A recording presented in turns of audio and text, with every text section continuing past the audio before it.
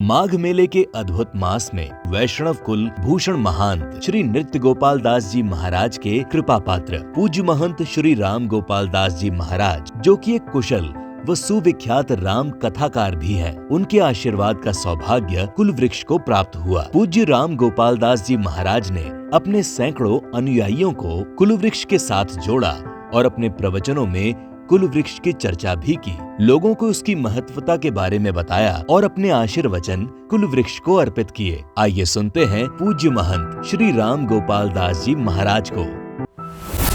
कुल वृक्ष का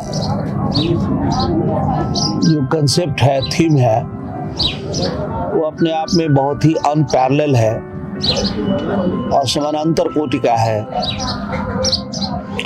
कुल वृक्ष से व्यक्ति जब जुड़ता है या जुड़ेगा तो व्यक्ति को बिना टहले, जो हमारे संतों में कहा जाता है संत सुखी विचरंत महई चरय वेती, आप जब अपने कुल से जुड़ते हैं तो आपके पितरों की, आपके देवता की, कुल देवता की और आपके पितर की जो ऊर्जा है, अंतिम जो पितर है वो परमात्मा है, अंतिम जो कुल देवता है वो भगवान है। हमारे जो पितर होते हैं वो भगवान के प्रतिनिधि होते हैं, वो जो हमारे कुल देवता है वो भी भगवान के प्रतिनिधि हैं। तो जैसे भगवान से अपने को कनेक्ट करते हैं, हमारी कनेक्टिविटी जब भगवान से हो जाती है तो हमारे अंदर जैसे गंगा का धार है और गोमुख से उसमें प्रवाह बना रहता है, तो गोमुख के का जो सातत्य है जब उसको उपलब्ध रहता है, प्राप्त रहता है, तो उसमें आवेश रहता है और वो जल जो है प्रवाहमान होता है, वो कभी खराब नहीं होगा, नित्य नूतन होता है, वो हमेशा प्रवाहमान रहेगा, नित्य नूतन रहेगा, कभी उसमें गंदगी नहीं आए, कभी उसमें विकार नहीं आए। तो चश्मा पहनने वाले कभी कभी क्या करते हैं, चश्मा ढूंढते रहते हैं और चश्मा पहने रहते हैं, वो भूल जाते हैं, विस्मृत हो जाता है। लोग कहते हैं आप तो चश्मा पहने हुए, चश्मा क्या ढूंढ रहे हैं। नेकलेस पहनने वाला व्यक्ति कभी कभी नेकलेस ढूंढने लगता है, चेन ढूंढने लगता है, वो कोई बता देता है कि आप तो पहने ही है। तो ये जो संस्था है ये हमारे कुलीन होने का, हमको अपने कुल देवता से और अपने पितर से जोड़ने में ये सहायक है। ये पूरी मानवता के लिए, पूरे भारतीय होने के लिए, भारत में और कुछ नहीं है, भारत में कुलीनता ही यहाँ की श्रेष्ठता है और ये न खोए। जैसे विदेशों में आप कुत्ता लेंगे विदेश में और या गाय खरीदेंगे विदेश से, तो बताएगा कि इसकी कुलीनता कितनी डिग्री की है, इसकी मदर कितना दूध दिया है, इसकी ग्रैंड मदर ने कितना दूध दिया, ये बताएगा और उसका पूरा एक लिस्ट देगा, उसके 7 पीढ़ी तक का लिस्ट देगा। इस कुत्ते के मदर फादर कैसे थे, उसके मदर फादर कैसे थे, ये बताया जाएगा। उसका पूरा एक चार्ट होता है उनके पास, उसके कुलीन होने का, और वही उसकी विशेषता है। तो उनके कुत्ते 50,000 और 2 लाख और 5 लाख में बिक रहे हैं, हमारी गाय नहीं बिक पा रही है, क्योंकि भारतवर्ष में गाय का ह्रास कैसे हुआ। भागवत जी में तो दुधारू गायों का, धेनु की रक्षा कृष्ण करते हैं, राम करते, विप्र धेनु सुरसंते था, यहाँ दुधारू गाय ही नहीं रह गई, सब दूध खत्म हो गया। कैसे हुआ? क्योंकि यहाँ जो ट्रेंड हुआ कि गैर पढ़े लिखे लोगों को गौशाला भेजा गया, जो बिल्कुल फिजिकली हैंडीकैप्ड थे, मेंटली हैंडीकैप्ड थे, उनको हमने गौशाला में भेजा, अपने परिवार से, अपने इंस्टीट्यूशन से, अपने अखाड़े से, अपने आश्रम से। जो सबसे रॉ हैंड है उसको हमने भेज दिया गौशाला, जो नॉन टेक्निकल है, मतलब उसमें किसी तरह का कोई स्किल नहीं है, उसको हमने गौशाला भेज दिया कि जाओ जी तुम गौशाला में रहो। और श्री राम और श्री कृष्ण गौ सेवा के लिए कारण बनाते हैं, जो पूर्ण अवतार है, और हमने सबसे कमजोर आदमी को गौशाला में भेजा। तो उसने क्या किया,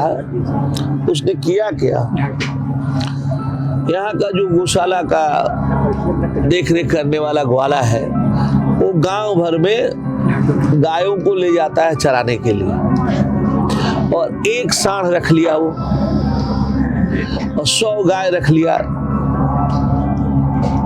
अब वो सांड अपने माँ के साथ संबंध किया, अपनी मौसी के, अपनी बेटी, अपनी भांजी, अपनी चाची, सबसे संबंध किया, तो इंसेक्ट इंटरकोर्स हुआ। और खून का जो संबंध है वो जनरेशन में इन्फियरिटी लाता है, विज्ञान कहता है, ब्रीडिंग प्रॉब्लम क्रिएट हुआ। तो जो गायों की ब्रीडिंग में इन्फियरिटी आई, कहते हैं भारतीय गाय, भारतीय, कौन भारतीय गाय सुरक्षित है? भारतीय गाय सब नाटी नाटी हो गई, नाटी खाटी हो गई सब, वो केवल नाम मात्र भारतीय गाय है, सब खत्म हो गए, दूध खत्म हो गया, क्वालिटी गिर गया। डीएनए का एक ट्रैक होता है जिसमें आपका चेहरा आपके बाप के चेहरा से, आपके बाबा के चेहरा से मिलता रहा है। भारतवर्ष में आप देख के जान जाएंगे इनके पिताजी कैसे थे, इनके बाबा कैसे थे, एकदम हूबहू शकल मिलता है, आवाज मिलती है। अब ये सब खत्म हो जाएगा, अचानक खो जाएगा। तो जो गीता की समस्या है, कुलीनता को सुरक्षित रखना, जो अर्जुन की समस्या है कि हमारी सब माताएं बड़शंकरता को जन्म देंगी और हम अकुलीन हो जाएंगे, तो जो गीता का मूल समस्या है अर्जुन के हृदय में, उस पर ये काम करेगा। बाबा, ये कुल वृक्ष की परंपरा और हमको कुलीन बनाए रखने में, हमको सुरक्षित रखने में कारण बनाए, ये इसका सबसे बड़ा योगदान होगा। भारतवर्ष में मनुष्य की जो ब्रीडिंग है वो इन ऑर्डर रही है। यहाँ के लोग, सामान्य लोग, ये भूल ना हो जाए, इस पे कितनी होश बरता है, आप इसके अंदाजा नहीं लगा सकते कि जिधर से बेटी लेते हैं उधर से बेटी लेते हैं, और जिधर बेटी देते हैं उधर बेटी देते हैं, कि कहीं गड़बड़ ना हो जाए। सामान्य चेतना के भी लोग हैं जो इतना जागरूक नहीं रहेंगे, तो एक मोटा मोटा हिसाब रहेगा कि भाई इधर से बेटियां ली जा रही हैं और उधर को बेटियां दी जा रही हैं, ताकि कोई खून से संबंध ना हो जाए। कुल वृक्ष का जो सारा श्रेय है उसमें अब किसी के माध्यम से नहीं, आपको अपनी अगली जनरेशन को अपनी आवाज में बताने का छूट होगा, क्योंकि एडवांस है। शब्द तो इमॉर्टल होते हैं, और जो शब्द है वो एनर्जी है, वो इमॉर्टल है, ये तो विज्ञान मानता है इसको। जो भी एक आइडियोस्फीयर हुआ करता है, तो उसमें सब चीजें सुरक्षित रहती हैं। कई लोगों को आपने सुना होगा कि उनको अपने पितर से बातचीत होती है, तो ये तो एक मिथ है, लेकिन वास्तव में आपकी जो आत्मा है ना, अपने पितर से, अपने कुलीन होने पर आपको अपने कुल के जो बड़े लोग होते हैं वो आपको संबोधित करते हैं कि आप ऐसे करो वैसे करो, बिल्कुल इन ऑर्डर होने में सबका आपको डायरेक्शन प्राप्त होता है। तो वो एब्स्ट्रैक्ट फॉर्म में होता है और इसमें कंक्रीट फॉर्म में होगा, ठीक है। तो ये सामान्य चेतना के लिए भी लाभ देगा, उसमें तो एक साधना की विशेष स्थिति के प्राप्ति पर ही वैसा होता है, और इसमें सामान्य आदमी को भी उसका लाभ मिल सकेगा। भगवान से हम मंगल कामना करते हैं कि जैसे जीपीएस आदि काम कर रहा है, ऐसे ही आपके कुल के संदर्भ में इसकी भूमिका तय हो, इस तरह का हम मंगल कामना करते हैं। और हम इन दोनों भाइयों को, आमोद और प्रमोद मिश्रा के लिए हम शुभाशीर्वाद करते हैं कि सबके जीवन में आमोद प्रमोद हो सके। इसके लिए लोग दोनों भाई जैसा सोचा है, इनकी सब सोचा हुआ, इनके सोचने से भी ज़्यादा लाभ प्राप्त हो, और सोचने से ज़्यादा जब सफलता आएगी तभी ये बड़ी चीज़ बन के हमारे जीवन में प्रकट होगी।